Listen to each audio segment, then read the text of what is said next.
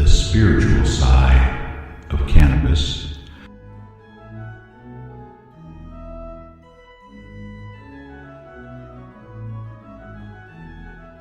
Now it looks like we're all set.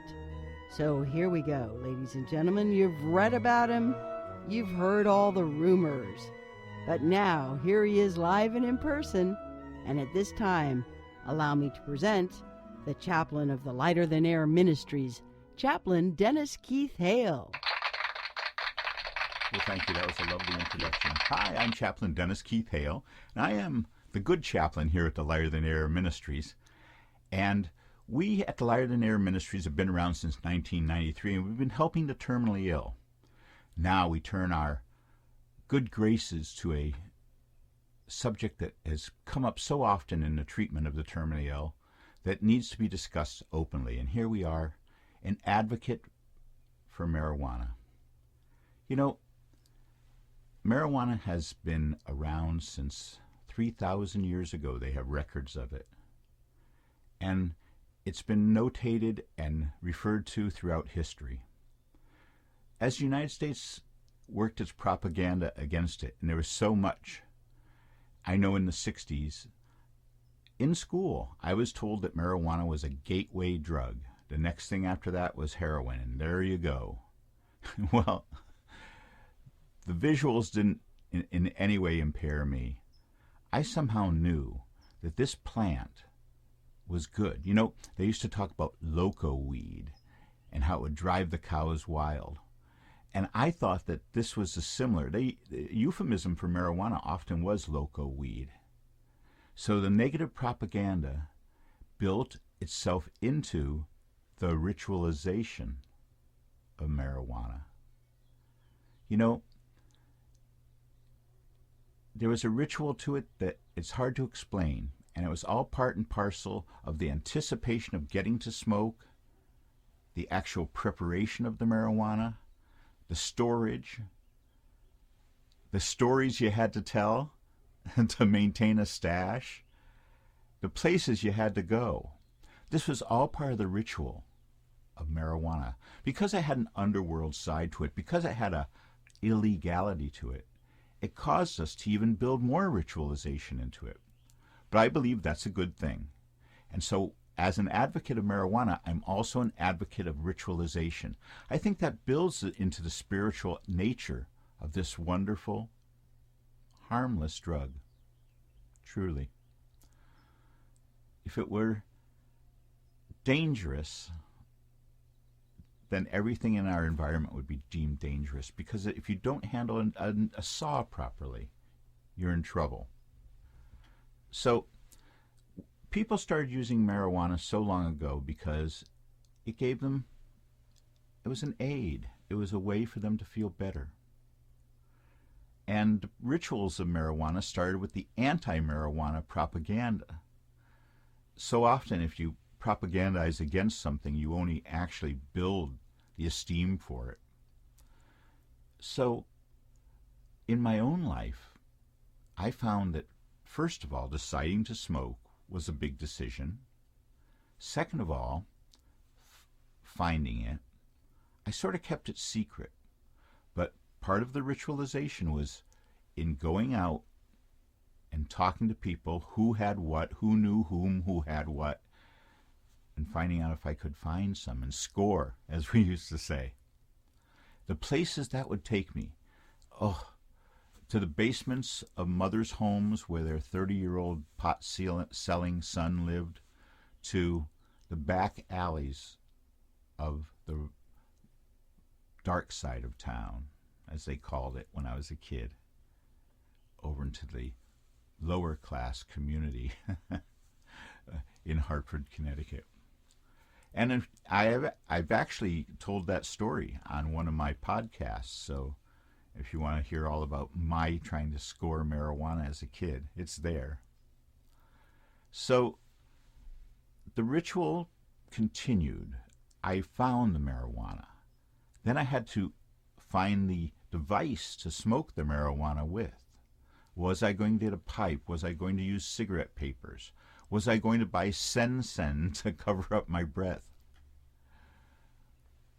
Then the preparation of the marijuana. Back in the day, we would screen it through a sieve. I don't think it was a good idea, and it got too much of the seeds into it. But it was great. We had so much fun just preparing the marijuana. It was an interesting thing. Some people broke it with their fingers. Some used scissors. And it wasn't until we really had high-grade marijuana in the late 70s and early 80s did the real preparation elements involve. And some of us even grew. We had seeds and the whole mystique of whether you'd have a male or female. It was interesting. Everything about marijuana was interesting. And then came the smoking. And I know my first experiences were off in nature. I would get away from everyone and enjoy nature. I felt it enhanced the experience because, as I say, I was a little disappointed with it. I thought it was going to be more like LSD, more of a trip because they had hyped it so much. So finding it, preparing it, finding the device to use with it, finding the right people to be with or by yourself. Then the social scene. If you took it out socially, if you were the only one, well, you didn't have it for long. But the social scene was so important because we found other people. There was a period where we had to find other long hair. You know, it was by long hair, the other long hairs, we sort of decided there was a rumor going around that if a guy was a cop, a narc as we called them, they couldn't smoke weed or they couldn't get high. And so if you made them smoke weed and they said no, well, that didn't really work out. But then we decided by hair, you know, how much had these cops' commitment to this job been that they grew their hair for 3 years till it was long enough for us to deem it cool. So we had qualifications to the ritualization of marijuana. And the smoking itself took all different forms, groups, like for instance if you were in a group. Marijuana was difficult to come by and we didn't want to waste it. So we often looked for groups of 3 or more and we would pass it around in the form of a joint, a rolled cigarette.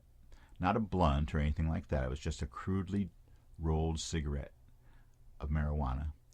And the deal was you held it in after you took a toke, a breath of inhaled marijuana, a toke. You would hold that toke until the joint came around to you again. This was in that we didn't want anyone wasting the marijuana. It was so very valuable. And then came sticks, seeds, and stems. You know, after you smoked all the great marijuana, you hated to see the byproduct. And it's so often we had sticks and seeds. We didn't have sensamians without seeds. Our marijuana came in all different forms, but most of it had seeds. Oh, and the names. I think the dealers made them up in many cases. They weren't really what they had hoped it was or thought it was a marketing idea. But there was Oaxacan and Michoacan, and there was Panama Red and Acapulco Gold. And I remember people marketing this under all different names, and it made it very interesting. It sort of added to the mystique, as it does now. I tell you, I still love the names of all this stuff. Cookie, Big Boy, Blue Moon, Kush. I just love the names. And that's part of the ritualization of it as well. So, once again, we want you to ritualize your use of marijuana. We want you to recognize that the procurement, the preparation, these are all important parts of the spiritual side of marijuana.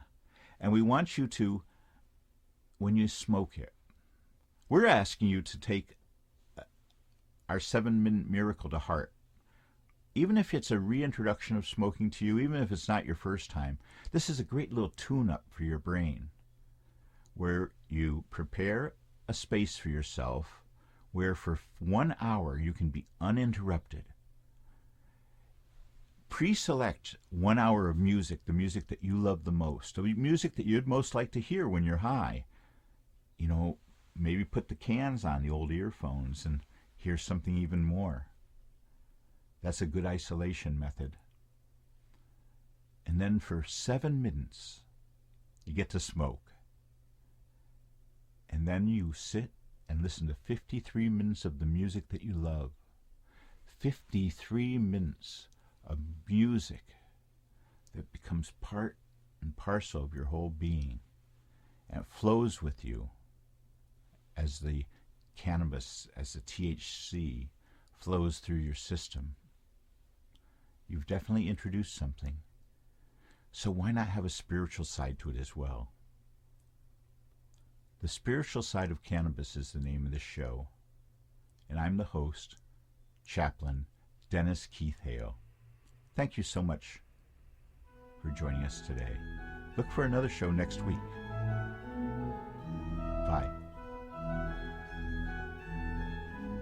Thank you for listening to our weekly moment of reflection and celebration, the spiritual side of cannabis.